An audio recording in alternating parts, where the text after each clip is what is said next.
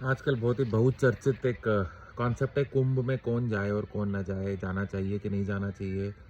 बहुत रश है, कुछ लोग कहते हैं स्नान बहुत ज़रूरी है, पाप धुल जाएंगे, आयु की वृद्धि होगी।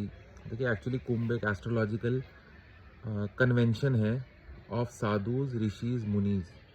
अब आप बोलेंगे जैसे आजकल हमारी कॉन्फ्रेंसेज होती हैं, आप जिस भी फील्ड में होंगे कोई ना कोई कॉन्फ्रेंस तो अटेंड करते ही होंगे प्रोफेशन रिलेटेड, वैसे ही साधुओं की या आध्यात्म के मार्ग पे जिन्होंने सब कुछ त्याग करके आगे बढ़ गए हैं, उनके लिए कॉन्फ्रेंस का टाइम था। अब उस समय पे डेंस फॉरेस्ट होते थे, हर लोग इधर उधर कहीं पे भी तपस्या कर रहे होते थे।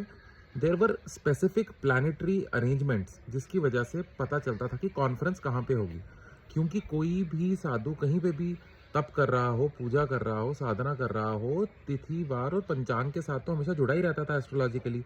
तो उसको पता था कि फॉर एग्जाम्पल 4 जगहों पर जहाँ पर कुंभ होता है, उनमें से इस एस्ट्रोलॉजिकल कॉम्बिनेशन में आफ्टर 12 ईयर्स कहाँ पे होगा, या फिर अर्ध कुंभ या फिर सिंहस्थ कुंभ है वो कहाँ पर होगा, वो उसको पता चल जाता था कि मैं उज्जैन जाऊँ, मैं हरिद्वार जाऊँ, मैं प्रयागराज जाऊँ, या फिर मैं नासिक चला जाऊँ। तो ऐसे करके वो कुंभ के लिए तैयार होते थे और वहाँ जाके एक डेलिब्रेशन होता था कि this is something new I saw in my sadhana, this is a newer way of doing sadhana, और this sadhana system is highly accelerated for this yuga, it will give you a good pace.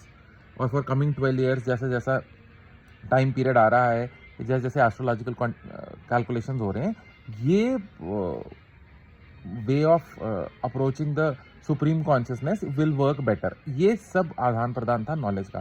क्या ये छोड़ के किसी भी टेक्स्ट में कोई भी कुंभ का वर्णन है? तो नहीं। चाहे वो कोई भी वेद हो, चाहे पुराण हो, कुंभ का कहीं कोई वर्णन नहीं है।